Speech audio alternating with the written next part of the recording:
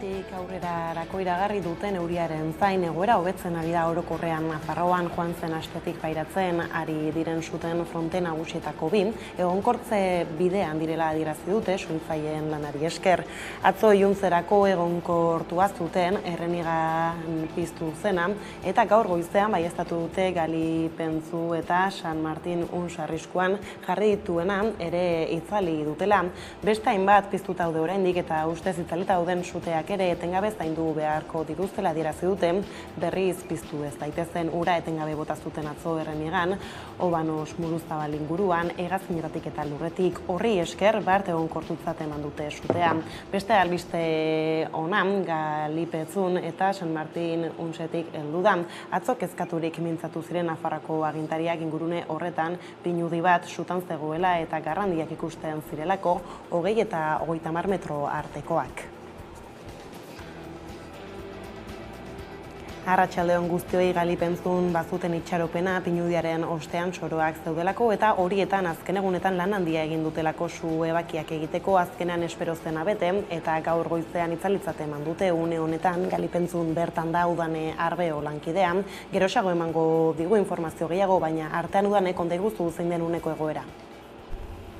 Une honetan Nafarroako eguraldia beroa, haizetxo eta lehorra dugu. Galipentzu herriaren sarbidean aurkitzen gara eta poliziak errepidea etenda moztuta du. Herria ere hustuta dago, izan ere atzo gaualdera arte basua izan zen hemen atzean dugun mendi inguruan eta herritik 800 metrotara arte gerturatu zen sua. Nafarroako gobernuak eskatu du eremu hauetara ez gerturatzeko eta zuhurtzia eskatu du.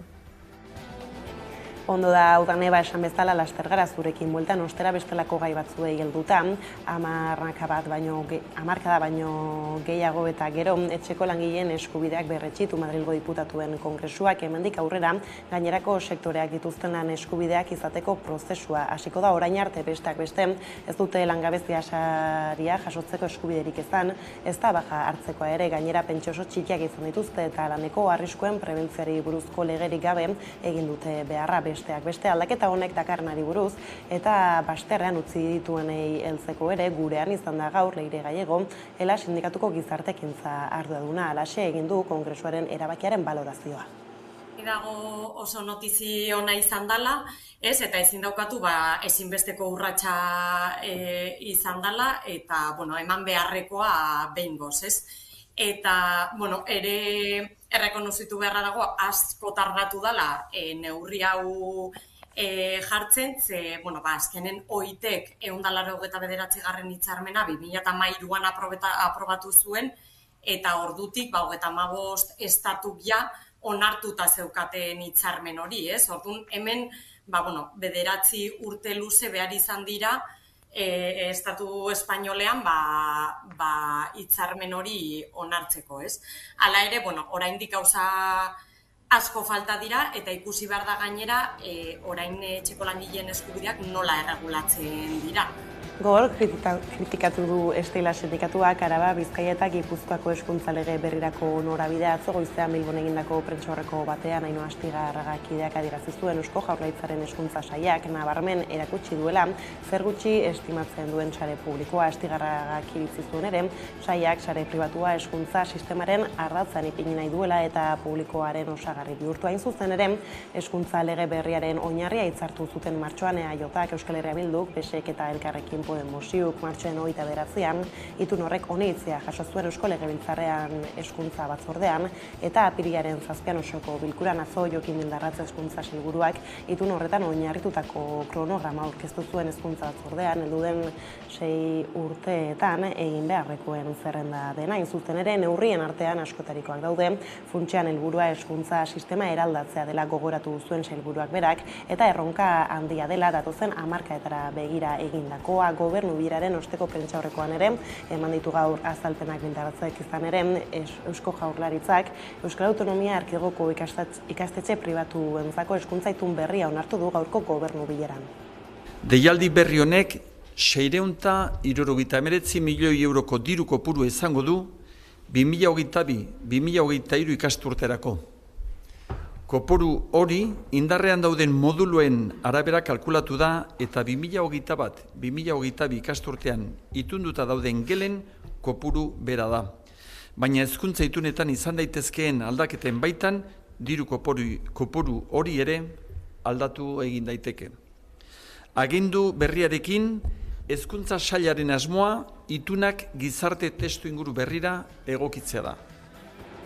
Osakidetzaren desegitea eta lehen arretak duen egoera kezkagarria hori salatu nahi dute, SHL, LAB, Komisiones Obreras, UGT eta SK sindikatuek datorren iganderako hilaren 26-erako deitu duten manifestazioan protesta berretsi duten eta Osakidetzako langilei eta herritarrei egin diete dei bertaratzeko. Gotzone Sagardui Eusko Jaurlaritzako osasun sailburuak esan ondoren beharrezkoa dela osasun sistema publikoaren erabileran aldaketa kultural bat egitea. Izan ere, jada duela egun batzuk egin zuten protestarako deian, baina Sagarduik egindako adierazpenak entzun ondoren, ura berretsi nahi izan dute. Horrekin batera, Sagarduik adierazi zuen pazientek gehiago mugitu beharko dutela, lehen arretako zerbitzuak jasotzeko atzo Bilbon sindikatu guztiek egindako agerraldi bateratuan salatu zuten. Adierazpen horiek langileen eta herritarren artean piztu duen polemika geldiarazteko Jaurlaritzak bere propaganda tresna guztiak martxan jarri dituela. Bart ordea Sagarduik inbertsioak eta profil profesional berriak iragarri ditu lehen arreta indartzeko. Aurreko hitzaldian lehen arretako estrategia ezagutzen duzuena burutzeaz eta martxan ditugun hainbat ekintza zein inbertsio aipatu nituen. Perfil profesional berriak garatzeari buruz hitz egin nuen. Ez dugu bilatzen inor ordezkatzea. Guztiak dira beharrezkoak eta osagarriak haien artean. Lehen arreta bermatuta dagoelarik gertukoa eta kalitatezkoa izaten jarraituko duela, hori baita gure estrategiaren funtsa. Zentro berriak egiteaz gain edota eraikinak handitzeaz gain, ia 5 milioi euro inbertituko ditugu aurten osasun zentroen irisgarritasuna hobetzeko. Bestelako lerroburuekin jarraiki ekonomiaren eremua euskalduntzeko ibilbidean ekonomisten euskal elkargoak kontabilitate eta auditoretza hiztegi terminologiko berria aurkeztu du gaur. Hiztegia zein hutsune betetzeko sortu duten galdetu diogun Ainhoa Zaitu elkargoko euskara komunitateko kideari. Urteak kontabilitate itzulpenak eta terminologia lantzen, baina orain direke pasu gehiago eman behar dira. Batzutan arauak inglesetik eta gero gaztelera aldatzen doaz eta horrek eskatzen du gero euskaraz ere terminoak oraindik ere berriak bilatzea edo bentsat erabiltzen ditugun desberdinen artean ere konvergentzia bat, ez? Eta orduan dauzkagun zalantza horiek argitzera dator hiztegi hau. Egin nahi dugun ekarpena ekonomisten elkargoko euskara batzordetik lan eremua euskaldun alizatea. Badakigu enpresa askok erabiltzen dutela, erakunde publiko askok ere, eta horrela proiektu honetan parte hartu izan dute agente desberdinek eta benetan denontzako lana da, beharrezkoa den lan bat. 8 egun igaro dira jada Aitamari erreskateguntziak Mediterraneo itsasoan 11 lagunak salbatu zituenetik, baina oraindik ez du baimenik portu seguru batean lehorreratzeko.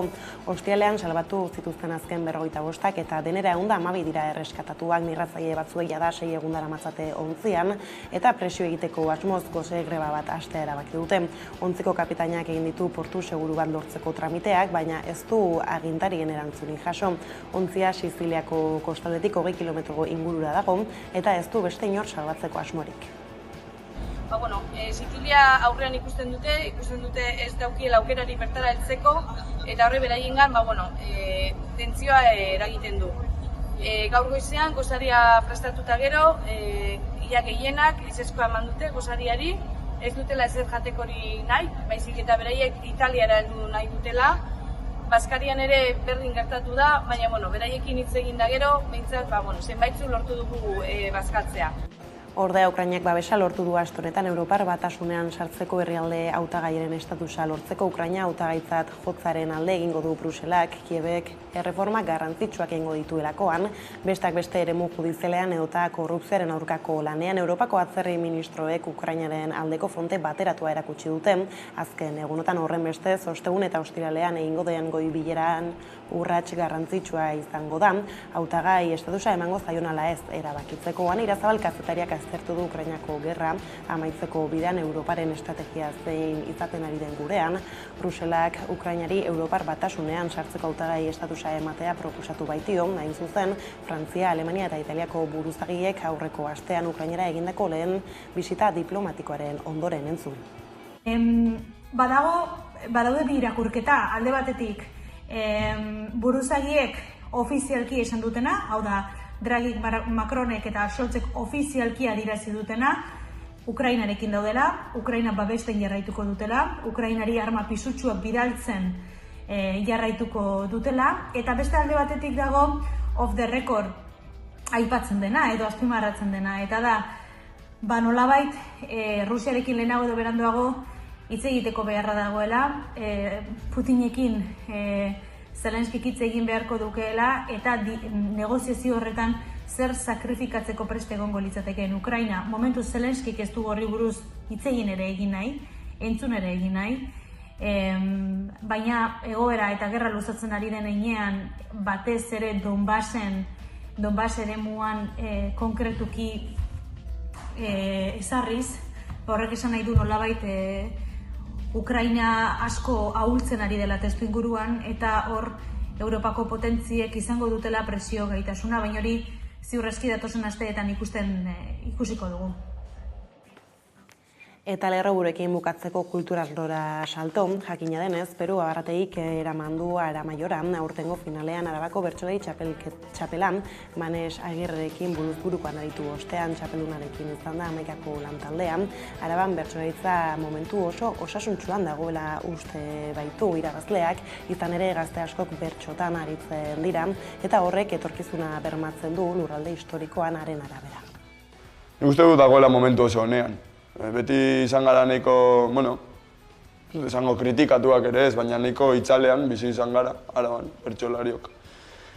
Orain ikusten da gazteak, nire adin ingurukoak, hogeitiko 25 gazte pila bat daude, eta 14-tik 18-ra eta gehiago, ez? Eta uste dut horrek ondo hitz egiten duela, Araban egiten ari garen lanari buruz, eta esango nuke, osasuntsu dagoela momentu honetan, eta horrek pixka bat etorkizuna ere bermatzen duela. Badale erroburuak alaxeldu diez eguneko argazkeria aipatu legez kontrolpean hartu dituzten Nafarroan Errenigako eta Galipentzuko suteak, bigarren honen sarreran da hain zuzen ere Udan Arreo lankidea, beraz konexioari helduta Udane konta iguzu zertan diren orain suteak ere muen. Une honetan Nafarroan beroa, haizea eta lehorra dugu ingurua, kiskalita ikusi daiteke eta aurreko egunen ondoriotzat irudiak tristeak benetan kiskalita eta basoak beltz ikusi ditzakegu. Une honetan Galipentzu herriaren sarreran aurkitzen gara, poliziak errepidea moztu du eta ezinezkoa da bertaraino iristea. Herritarrak kanpoan pasa behar izan dute gaua eta inguruko herrietako ezagunen etxetan pasa dute gaua eta aukera hori ez dutenek inguruko herrietako kiroldegietan egon behar izan dira. Javier Ramirez, Nafarroako presidente ordeak adierazi du, gaurko eguna aurrekoak baino hobe izaten ari direla. Egonkortze fasean daude, une honetan ez dago su fokurik edo zurik piztuta Nafarroan, baina esan bezala kezka puntu nagusiak dira, hemen atzean dugun Galipentzu herriko ingurualde hau eta Errenega ingurua. Esan bezala zurik ez da une honetan, baina eguraldi beroa dugu eta gaurko egunean zer suhiltzaileek adierazi dute lan gogorra izango dutela aurretik. Une honetan entzun ditzakegu atzekaldean hegazkinak ingurua ureztatzen, 10 bat helikoptero ere begiratzen ingurua, dena ondo dagoen begiratzen eta Nafarroako gobernuak zuhurtzia eskatu du. Esan bezala, Galipentzu herria une honetan ustuta dago, bertako herritarrek kanpoan pasa dute gaua eta horietako batekin topo egin dugu, bertako ostalari batekin topo egin dugu eta esan digute benetan gogorra izaten ari dela eta benetan sufritzen ari direla, une honetan kanpoan direla eta bertan zeuden turistak ere kanporatu egin behar izan dituzela eta bertako inguruetan kokatu, une honetan ustuta baita gorria.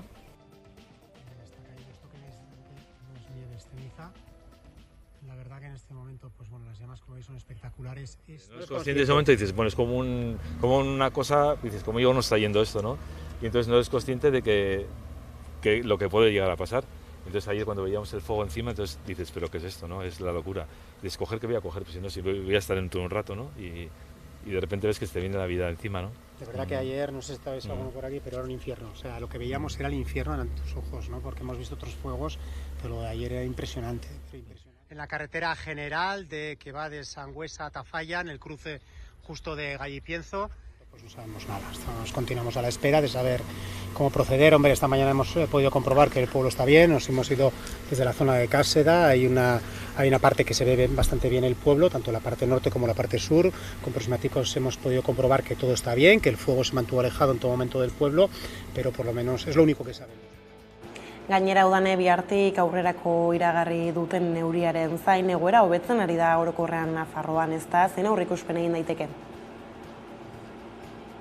Eguraldiak bihartik aurrera lagunduko duela adierazi dute, iragarri dutenez datozen orduetan bero egingo du, baina arratsalde gau partetik aurrera ekaitzak eta euria iragarri dituzte, eta hori hala suak berriro pizteko aukera hori ez legoke, edo horrelako susmoa da behintzat, eta hori hala testuinguru honetan Javier Remirez Nafarrako Gobernuko presidente ordeak adierazi du, datozen orduetan hoberantz egingo duela egoera honek, eta bestalde adierazi du datozen egunak ikusita, San Juan suak ez direla bateragarriak, eta horrekin batera makina bidezko uzta bilketa ere ez dela bateragarri. Ekonomia arlora jauzi lan gatazketan badira aurreipatu beharreko zenbait kontu, izan ere Alkontzako langileek egun bete zituzten greban hilaren 7 eta 25 kaleratzen aurkako borrokari beste norabide bat eman diote astelehen honetan, Berangoko udaletxearen aurrean, Irizartaldaren egoitza hartzen duen herrian 3 eguneko kanpaldia hasi baitute atzo bertan hasita, zenbait herritarrek bat egin dute ekimenarekin langileei elkartasuna adierazteko. Enplegua suntsitzen denean, ez da langileak zapaltzeko garaia, bidezko irtenbide bat bilatzeko garaia baizik. Eusko Jaurlaritzak gure herriaren enplegua eta etorkizuna industriala bermatuko duten industrial politikoak egin ditzan behar dugu. Horregatik, Eusko Jaurlaritzari eskatzen diogun neurri eraginkorrak har ditzala, Alkontzaren enpleguaren eta etorkizunaren bermatzeko. Horregatik, ez dugu nahi auzitegi batek gure etorkizuna erabakitzea. Denbora horretan, guzti horretan, ez gara besoak gurutzatuta geratu, eta etorkizun duin baten alde borrokatzen ari gara. Eta oraindik garaiz gabiltza.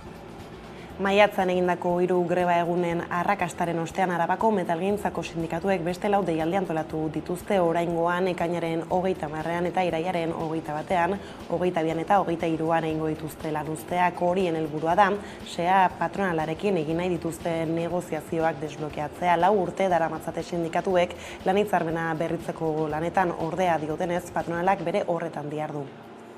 Sindikatuek hain zuzen ere eskatu dute ekainaren 29erako aurreikusitako bilkura baino lehen beste bat egitea patronalari exigitzen diote soldatari dagokionez benetako proposamenak egiteko, kabilaren araberako igoerak eta subrogazio zabala bermatzeko, urteko lanaldia murrizteko eta malgutasuna mugatzeko. Era berean, Bizkaiko metalgintzako sindikatuek ere grebara deitu dituzte langileak ekainaren 23erako eta 30erako eta uztailaren 1erako bertan ere blokeatuta daude negoziazioak.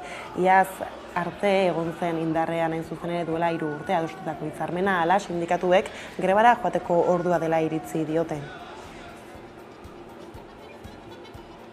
Metalaz eta grebez azken berri bat Gasteizko Mercedes-Benz lantegiko sindikatuek datorren asteazkenerako greba deialdiari eutsiko diote hitzarmen kolektiboa adosteko negoziazio mailaren 35. bileran aurrera pausorik eman ez dela iritzita. UGT sindikatuak ohar batean azaldu duenez, batzarrean zuzendaritza akordio faltarekin kezkaturik agertu da, malgutasunaren kudeaketa kezka sortzen diela erantzun du UGTek. zalantza eta langileen haserrea eragiten dituela erantzi du sindikatuak. Hiruhileko egutegiak egotea funtsezkoa baita, barrinen denbora librea bermatzeko. Gauzak horrela hitzarmen kolektiboaren negoziazioan ez dute aurrera pausorik eman azken ostiraleko bileran. Gainera, aldeek ez dute berriz batzartzeko hitzordurik itxi, beraz bihar asteazkenarekin greba egingo dute 3 txandetan. Eta gai zaldatuta gizarte arloan aipatu dugu lerrobuetan ere Aitamarik erreskatatutako hainbatek gose greba hasi dute. Erreskatontziak 112 pertsona jaso ditu Mediterraneoan eta portu seguru bat eskatzen ari da orain Siziliako kostatik 20 kilometrora dago.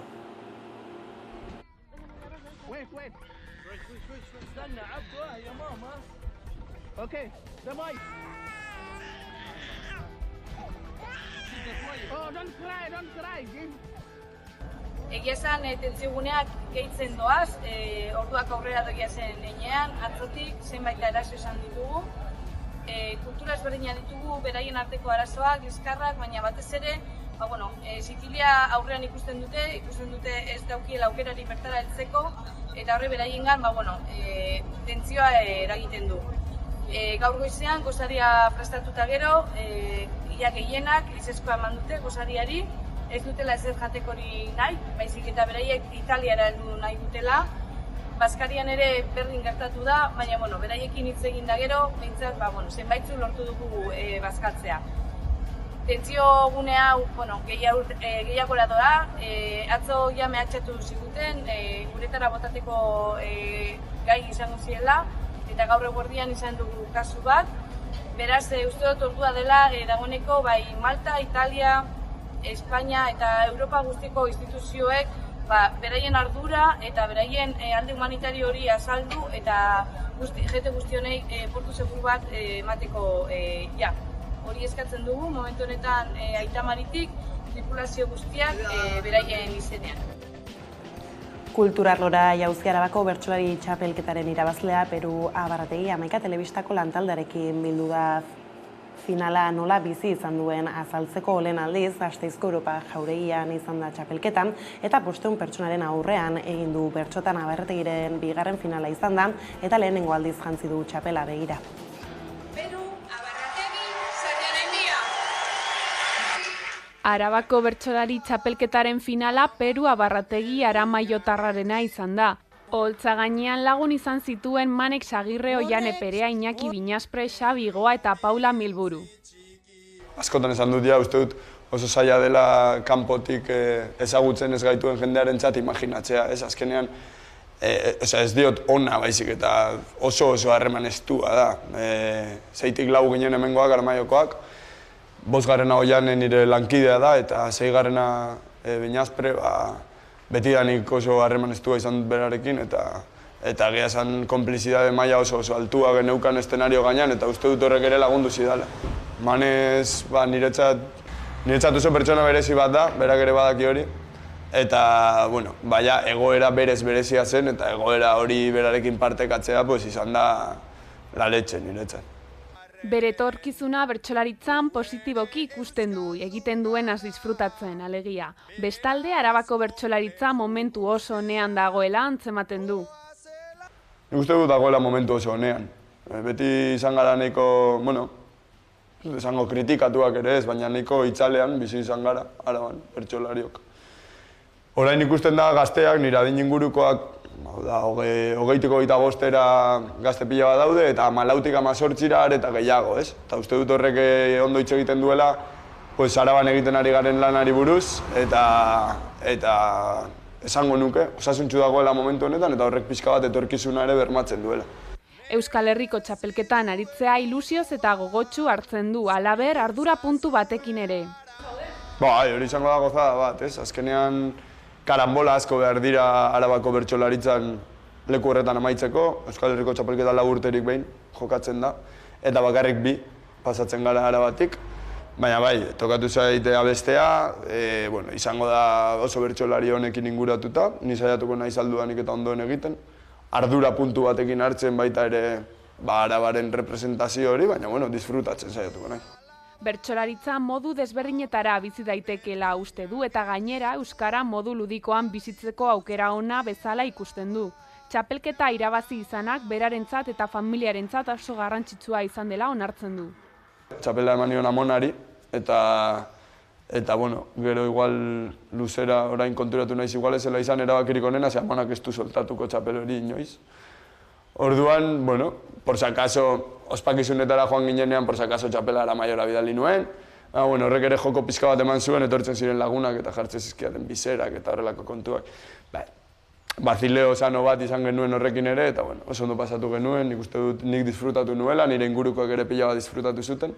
Eta txapelarekin, suposatzen dut amonarentzat ez baldin bada, gurasoentzat izango dela, eta batak edo besteak etxean izango du eta zaindu dezatela ondo. Mikro ireki batetik sortutako musika taldea da zaunka punk romantika folklorika adjetiboarekin identifikatuak sentitzen dira gainera kideak haiekin izan da Iruñeko 11ko lantaldean, musikaz hitz egiteaz gain oltza gainean dagoen emakumeen presentzari buruz ere aritu dira elkarrizketa osoa 11.satarean duzue ikusgai.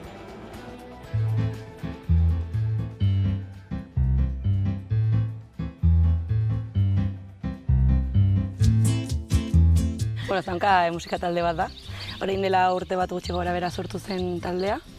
Sortu zen, proposatu ziguten egakume kantolatu zuen Lizarrako gaztetxean mikroireki bat, ez mixtoa. Eta animatu ginen elkarrekin abesti batzu jotzera, eta momentu zaunka proiektua zegoen sortuta. Hasi ginen mikroireki batetan parte hartzeko nahian, eta gero hortik aurrera 6 hilabetetara sortatu zitzaigun aukera kontzertu bat emateko Harrotasunaren festan, eta hor montatu genuen zaunka proiektua horretarako.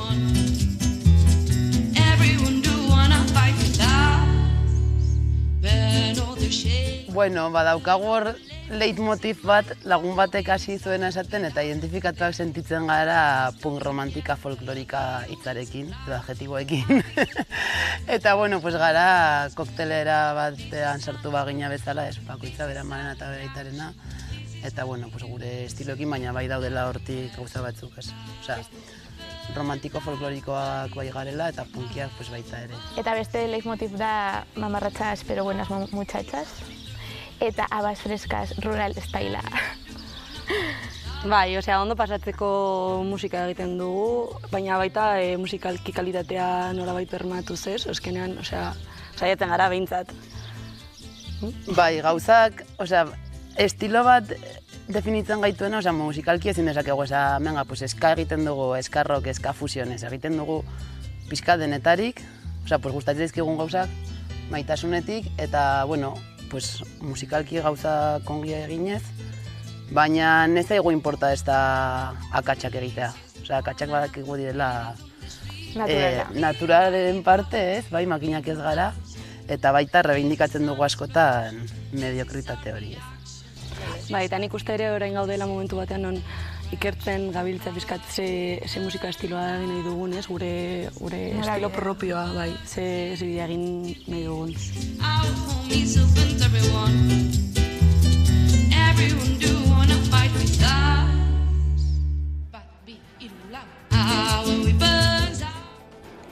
Koldo Otamendi musika zuzenen saioko aurkezlea berriz, J. Martina taldeko kidekin izan zen azken saioan abesti solteak kaleratzen egon eta gero 2021an abiatu zuten Jaio naiz baina lana osatuko duten 6 kantuen sorkuntza. Musikalki J. Martina trap giroetan kokatu izan den arren, hori baino askoz gehiago dago euren kantuen atzean azaldu digutenez. Formatu multidisziplinarra sortu nahi izan du taldeak, kartak eta musikak bat egiten duten forma ezberdinak elkarlotuz. Reportajearen zati batekin utziko zaituztegu orain, eta horrexekin amaituko dugu albistegia gustatuko zaizuelakoan, besterik ez gure aldetik ondo izan eta bihar arte.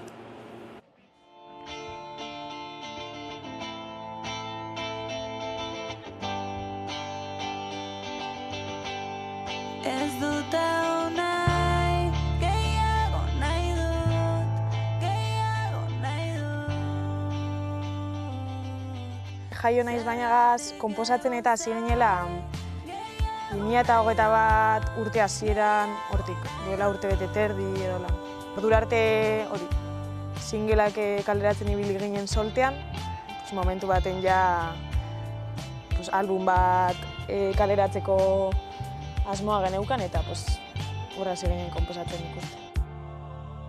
Nik ez nuke jakingo momentu honetan esaten zer dan J. Martina. J. Martinak edaten deu popetik, edaten deu elektronikatik, edaten deu trapetik eta edaten deu teknotik. Bai, azken jotan esaten dugu pop garela, apur bat popa dan hartzen duelako, eta ez garelako inonen kasilatzen, eta ez dugulako horren behar. Orduan, popa gara esaten dugu, eta batzutan pop elektronikoa garelako batzuk nahi dutelako elektroniko hitza sartzea, orduan, kontentar, pop elektronikoa, baina, bueno.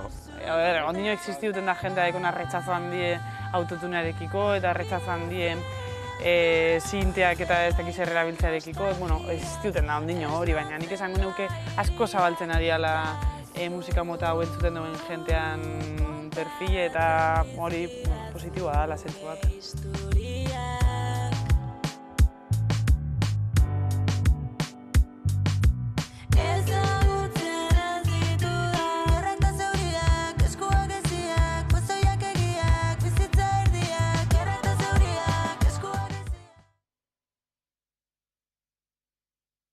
Thank you.